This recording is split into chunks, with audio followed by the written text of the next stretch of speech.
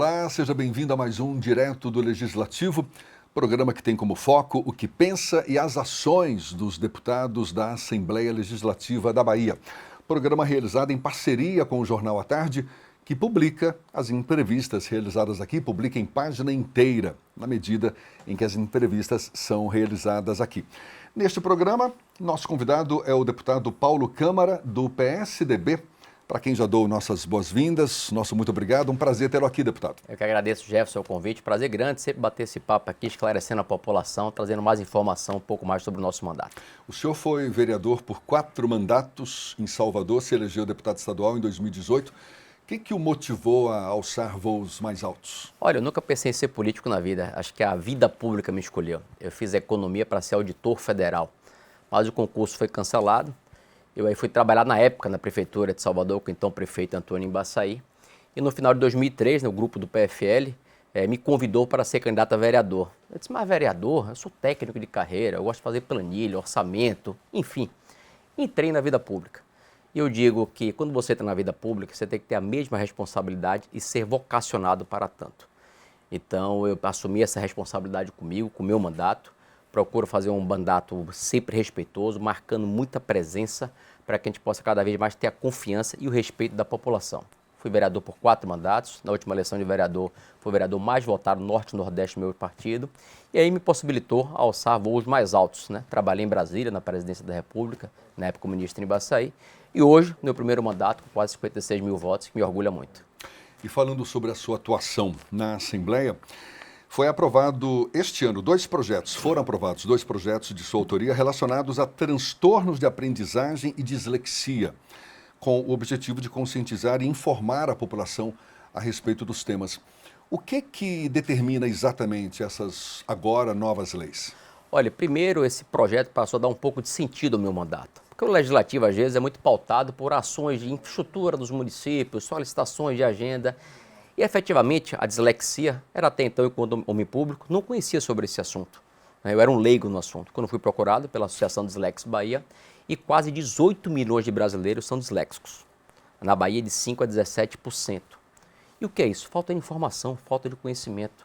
Quando eu procuro fazer esses dois projetos, que é a Semana Estadual de Discussão sobre a Dislexia e o Laço Azul e Amarelo, é que a gente possa fazer uma pauta pública. Você imagine hoje uma criança que tem fobia escolar. Isso deve ser o pior dos mundos para uma criança.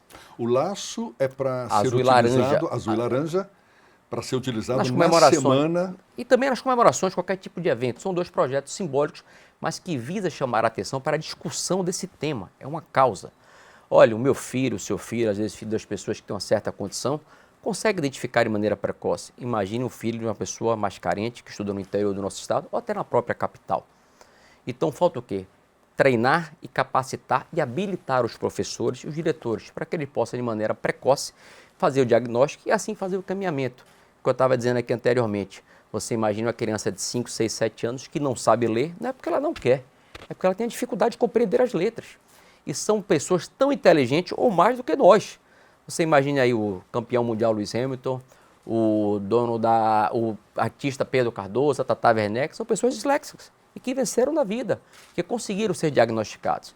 Então, quando você leva essa pauta para o assunto público, para trazer para a nossa esfera, é justamente você compreender esse assunto para que menos crianças possam sofrer, hoje o famoso bullying, né? E o que me chamou muita atenção é a evasão escolar dessas crianças e adolescentes que efetivamente não conseguem ser diagnosticados e são taxados como preguiçosos, como desinteressados e às vezes, né, abandonam a escola porque às vezes tem uma dislexia e não é compreendida e às vezes não é detectada. Deputado, o senhor também é autor de uma indicação feita ao governador Rui Costa, no sentido de que o governo inclua na lei orçamentária anual a previsão de recomposição inflacionária dos servidores públicos estaduais. Segundo o senhor, já há uma perda de 44% desde 2015. Tem clima para essa indicação ser aprovada?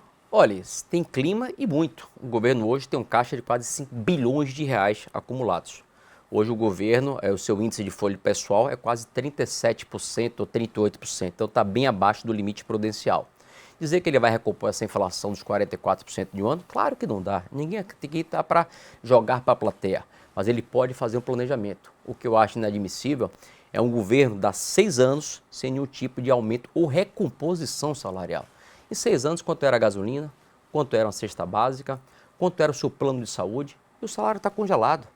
Se você tem condições financeiras, se você pode fazer, faça o planejamento estratégico de vida, de lua, mas comece a fazer.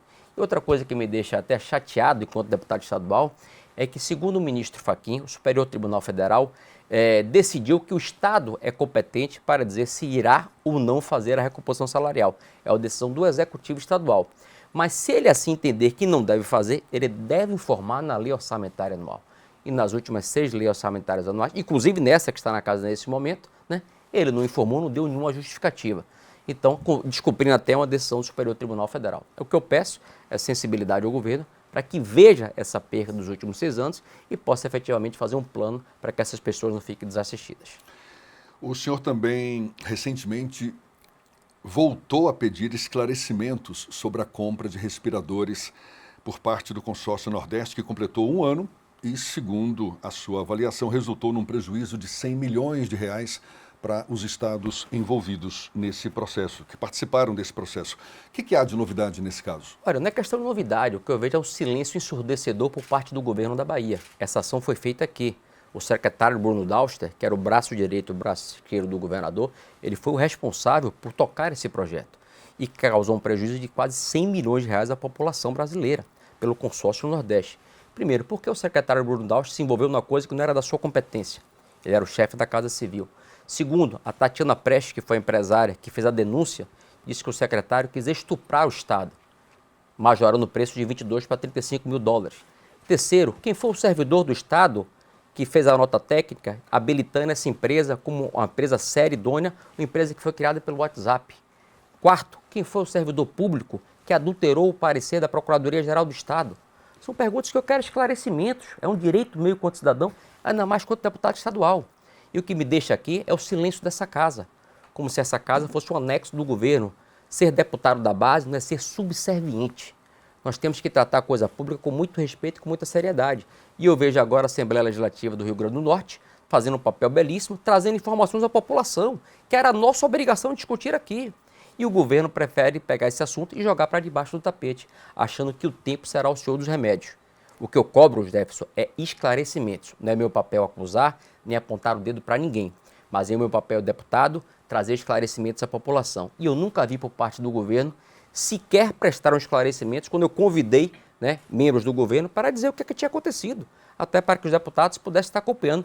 Em maio de 2020, até agora, que notícia foi dada? 0. Achando que a gente vai esquecer. Eu não me permito fazer isso. Eu continuarei cobrando esclarecimentos e espero agora que esse processo na mão do Ministério Público Federal, na mão do Superior Tribunal de Justiça e sobre a investigação da Polícia Federal, os culpados possam ser punidos, independente de quem seja. Quem fez uma observação com dinheiro público deve pagar o preço.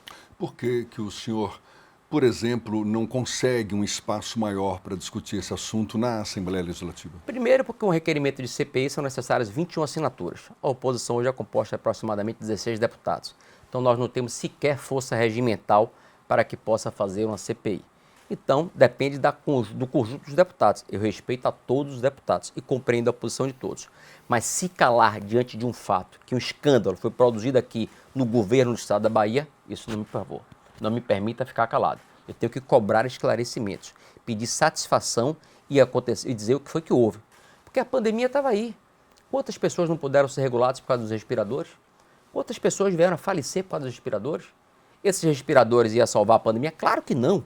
Isso não é hora de fazer politicagem, mas dizer porque foram pagos 100 milhões de reais antecipados, sem nenhum tipo de material, isso no mínimo é irresponsabilidade. E depois que a Tatiana Prestes disse no depoimento da polícia que ela foi estuprada pelo secretário da Casa Civil, aí a dúvida ficou maior.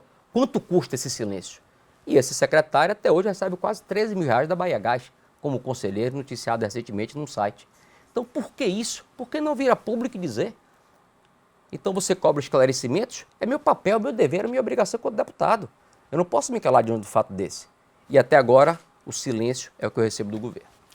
Deputado, o senhor em mais de uma ocasião responsabilizou o governo do estado pelo aumento do preço dos combustíveis aqui na Bahia. Inclusive recebeu críticas de deputados da situação, deputados governistas, por causa exatamente dessa postura.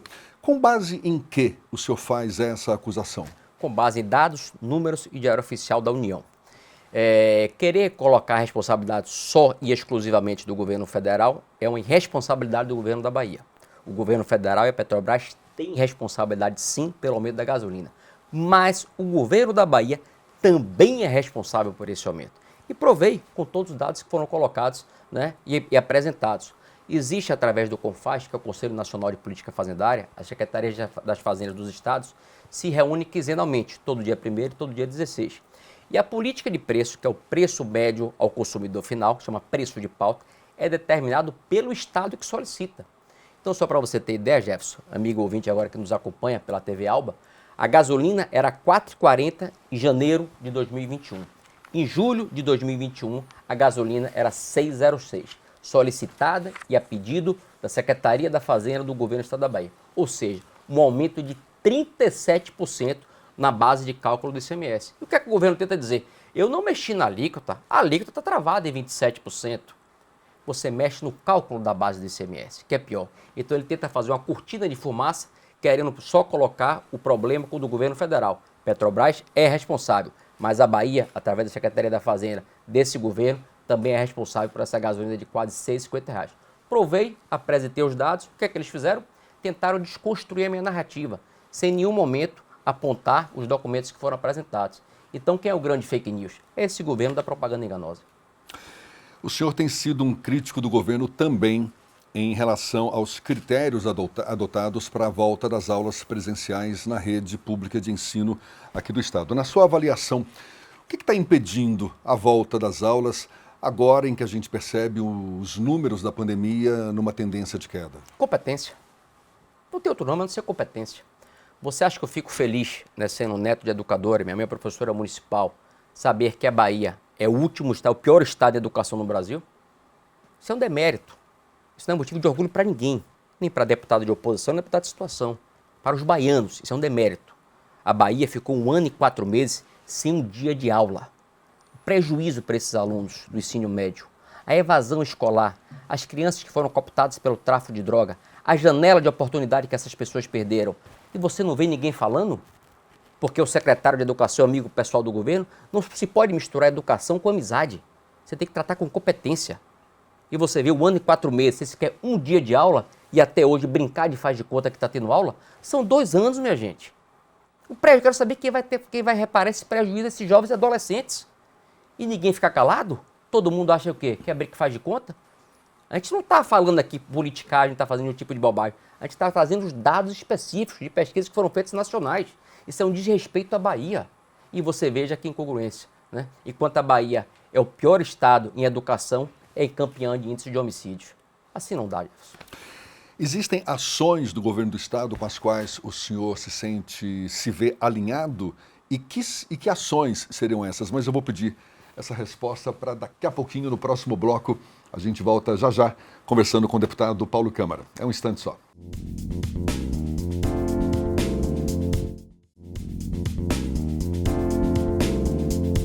Já estamos de volta com o Direto do Legislativo. Neste programa, nosso convidado, o deputado Paulo Câmara, do PSDB. O senhor listou aí uma série de críticas ao governo do Estado, mas se sente alinhado com o governo do Estado, pelo menos em algumas ações? E que ações seriam essas, deputado? Olha, primeiro, críticas construtivas. Jamais coloquei o meu mandato a fazer nenhum tipo de politicagem, nem obstrução, aquilo que eu não acho que seja coerente com a minha vida pública. O governo tem acertos, né? Quando ele mandou a reforma da Previdência, eu fui o único deputado a subir para defender. Porque eles sempre tiveram o discurso da famigerada reforma da Previdência do Temer, do Bolsonaro, colocaram outdoor pelos estados, fizeram cartelas, né, pichando os deputados federais e estaduais. E na reforma do governo da Bahia, eu fui o único deputado a subir para defender, que é coerência. É importante para a Bahia, não é porque é o governo do PT e porque eu era oposição que eu não ia votar. Porque isso pensa no futuro da Bahia. Os governos irão passar e isso irá ficar. Quando ele fez o empréstimo na base também de 500 milhões, a empresa estava saneada, que tinha liquidez, que poderia captar esse recurso para poder fazer investimento na Bahia, contou com o meu apoio. Então, todos os projetos que são importantes para a Bahia terão o meu apoio restrito. Eu dei a sugestão, inclusive, ao vice-governador João Leão, quantos ativos o governo do Estado tem que podem ser leiloados para poder captar recursos. Eu fiz essa sugestão à audiência pública, trouxe até exemplo da prefeitura à época, era o presidente da Câmara com a Semineto. Quantos prédios abandonados, quantos terrenos, quantos imóveis estão aí pelo interior do Estado e que o Estado sequer tem condições de acompanhar? Por que não fazer um leilão para iniciativa, que é aquele que deu o maior preço, e você possa absorver recursos e investir em outras áreas? Conta com o meu apoio. Então, tudo que for matéria de gestão e que for importante, terá irrestritamente o meu apoio, sem nenhum tipo de politicagem, e não é porque eu sou contra o PT que eu não iria votar a favor. O senhor é vice-líder da minoria na Assembleia Legislativa, ou seja, está numa bancada de oposição ao governo Rui Costa. Já deu sinais de que não é fácil legislar na oposição aqui na casa, mas qual o maior desafio que o senhor elegeria como deputado da oposição? Não é nem deputado como oposição, é como casa como um todo, né? Eu vim da Câmara de Vereadores, que você tem um dia a dia da cidade, e você, quando tem uma relação mais próxima ao prefeito, as coisas acontecem. O que eu sinto falta aqui é ver os projetos dos deputados efetivamente irem para a pauta e as discussões. Às vezes essa casa passa a ser uma homologadora de projetos do Executivo, que é importante, precisa também votar do Executivo, mas não podemos esquecer os projetos dos deputados. Tanto que agora, na próxima semana, será feita uma reunião na Comissão de Constituição e Justiça, que eu sou vice-presidente, até fiz essa sugestão ao presidente e os demais membros também concordaram, para que a gente possa efetivamente botar na pauta os projetos dos deputados. Não pode dizer que o projeto de deputado não presta. Aqueles que foram constitucionais têm que ir à votação. Não dá para a gente chegar aqui praticamente toda terça-feira e ter uma pauta só do Executivo. Isso é ruim para a casa, isso é pequena casa. Então é uma crítica construtiva que eu sempre fiz desde quando eu cheguei a esta casa aqui. Então não é fato de ser oposição à situação, é falta de você colocar o seu mandato efetivamente a serviço da população e fazer valer o seu mandato aqui, que você foi eleito para isso. Esse empenho para virar essa chave, o senhor percebe entre a maioria dos deputados? Eu sinto, às vezes, uma motivação forte, depois um resfriamento, né? Como se fosse uma coisa, tipo uma roda gigante. Agora vai, depois desce. Isso tem que ser uma reunião, tem que ser um conjunto liderado pelo presidente da casa, o líder da oposição, o líder da situação, para que possam liderar esse movimento. Não adianta você achar que Paulo Câmara, os líderes partidários irão resolver. Não. A casa tem que ser centralizada nas mãos de poucos e esses têm que liderar o processo. Eu fiz isso na Câmara Municipal de Salvador. Eu, quando era presidente, eu chamei a bancada de oposição, chamei a bancada de situação, elegi os projetos que eram realmente importantes para a cidade e levava para o Executivo. E todos, ou quase a maioria dos projetos de oposição, eram aprovados e sancionados pelo prefeito, que eram projetos bons para a cidade. Então a gente tem que compreender isso aqui. O deputado não é só um mero marcador de audiência com o secretário ou um mero discurso de plenário. Isso é bom, isso é legal, mas só isso? Para isso que serve o nosso mandato? E os projetos que podem ser feitos, que podem dar sentido, né? Você vê uma coisa simbólica da dislexia, que eu acho que marcou a minha vida pessoal. Primeiro, pelo meu desconhecimento da causa, né? E segundo, por saber que hoje a Bahia, né, você tem quase 7% de alunos que são disléxicos. Então a gente conseguiu fazer uma coisa simbólica, importante, que hoje foi motivo, né, de audiência pública no Mato Grosso do Sul. Nós fomos referendados no Mato Grosso do Sul, que é o estado hoje mais avançado com relação a esse assunto, como iniciando o projeto, e valeu a pena. Então a gente já começa a ter noção, né, o nosso mandato, né, uma causa simbólica e social que é muito importante. Se a gente conseguir instituir isso no Secretaria Estadual do governo aqui, isso vai ser um ponto extremamente positivo. Quais outras bandeiras movimentam o seu mandato, deputado? Olha, eu sou pessoa voltada para o agronegócio, é minha principal bandeira, quer seja da pequena e média agricultura familiar até os grandes consórcios. Eu entendo que o agronegócio hoje é responsável por quase 23% do PIB da Bahia e 25% do PIB do Brasil. Há um certo estigma com relação ao agronegócio, né, que é aquele que acaba com a terra, que é aquele que tira a água. Nada disso. A maioria é fake e plantado.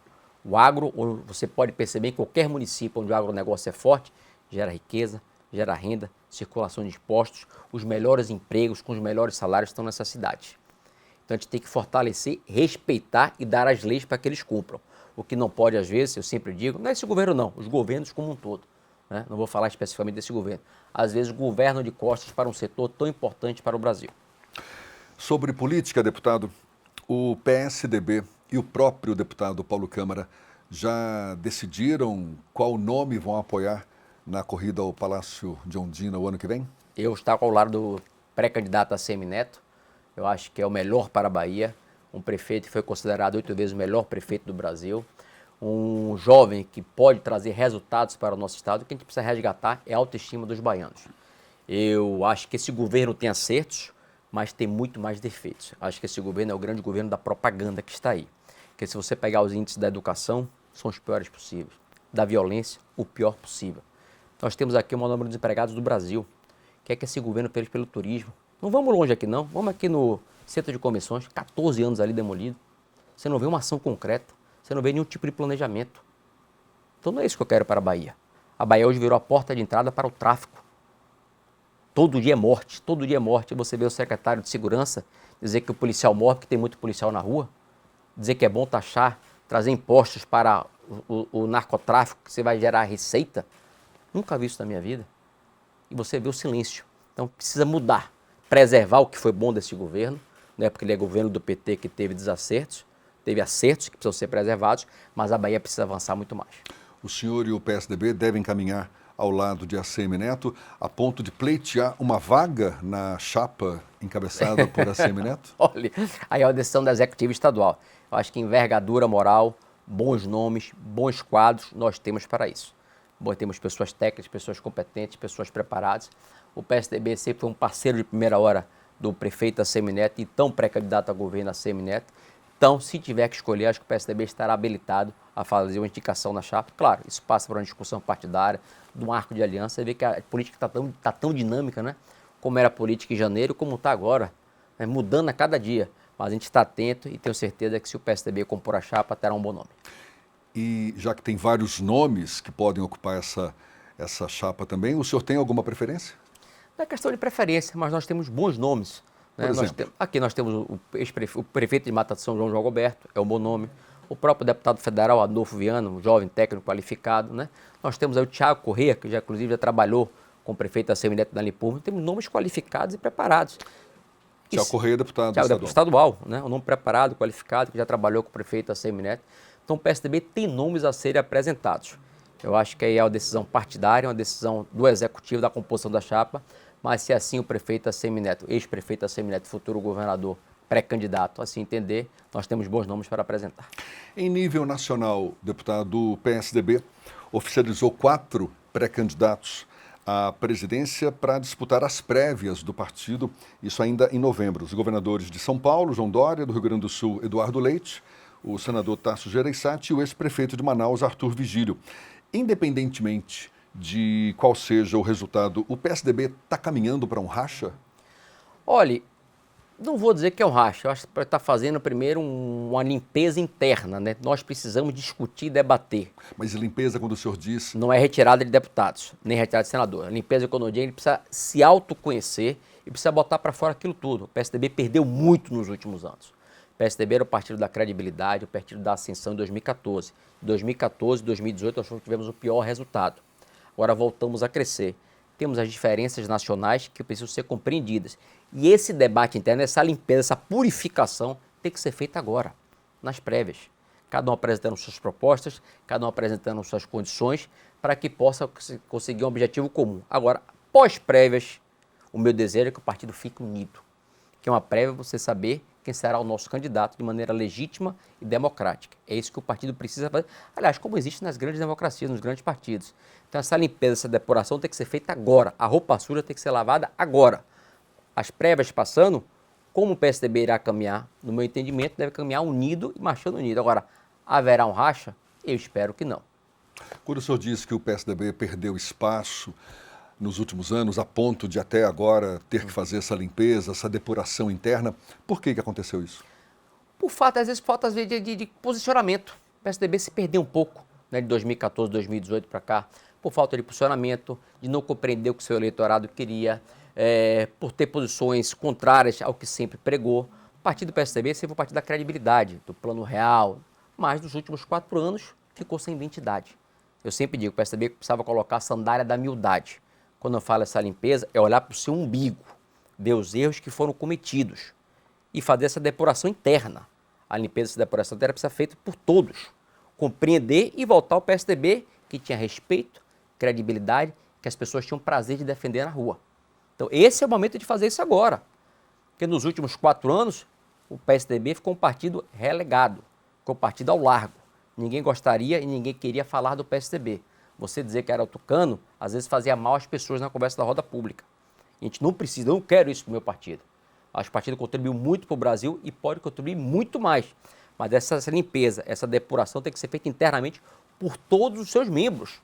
Vamos botar na mesa, vamos debater, vamos discutir, vamos dizer o que é que você acha, o que você pensa. Acabou, formatou, é isso, vira a página e vamos seguir em frente. Então é isso que eu espero. Agora precisa ter humildade, precisa ter coerência e precisa seguir em frente de cabeça erguida. Independente do resultado que seja, todos têm que aceitar. Porque as prévias é a melhor forma, de maneira democrática, de você realmente depurar o partido e ver efetivamente quem pode chegar lá. Não existe uma certa incoerência na medida em que o PSDB está procurando definir o seu candidato à presidência em 2022 e que possivelmente não deve ser o candidato à presidência do grupo político de ACM Neto e o PSDB vai estar alinhado com a ACM Neto nas eleições de 2022? Depende, né? Futuro a Deus pertence. Você acha que o presidente, se for um Dória, se for o Eduardo Leite, se for o Arthur Vigílio, por que não pode ser o candidato do prefeito, do pré-candidato a governador ACM Neto? Hoje, momentaneamente, de repente, não seja bom para o Neto. Mas a política é tão dinâmica. Se você fizer uma política trimestral de janeiro a março, nós tínhamos um cenário, março a junho outro cenário, de junho a setembro é completamente diferente. E como é que nós vamos chegar ao final do ano? Tanta confusão nacional aí, tanto rebatimento, fusões de partidos, migrações partidárias. Então, esse estágio é para ser debatido. Isso não é hora de definir quem será o meu candidato a presidente. Mas se o PSDB tiver um candidato a presidente, tenho certeza que será um bom nome, palatável, que seja bom para o Brasil. Os presidenciáveis tucanos não têm apresentado um bom desempenho nas pesquisas de intenção de voto. O senhor acredita numa virada de chave e com base em quê? Primeiro tem que ter o convencimento. Primeiro, se os candidatos têm rejeição, compete a eles convencer o eleitor. Primeiro, o dever de casa é do PSDB. Não adianta ele ir para o Brasil afora se ele não consegue convencer o eleitor dele. Então, primeiro é o dever de casa. Eu sempre fiz essa crítica ao partido. Não adianta você dizer que quer ser candidato se você não diminuir a rejeição do partido. Então, qualquer candidato do PSDB hoje terá uma rejeição. Qualquer, independente de quem seja. Um mais, um menos, um mais conhecido do menos conhecido. Porque a sigla hoje não ficou muito desejável. Então, façando as prévias, dever de casa do PSDB, convencer a população que ele é o PSDB de outrora, que ele pode fazer melhor para o país. Isso é uma tarefa do partido. Se vai conseguir, aí é outra história. Né? A população vai entender, vai compreender que nós poderemos ser uma terceira via? Não sei lhe dizer, mas é tarefa e dever do partido. Deputado, muito obrigado pela sua atenção. Eu que agradeço a vocês, um forte abraço. E muito obrigado a você também que acompanhou esse nosso bate-papo. Até uma próxima. Tchau, tchau.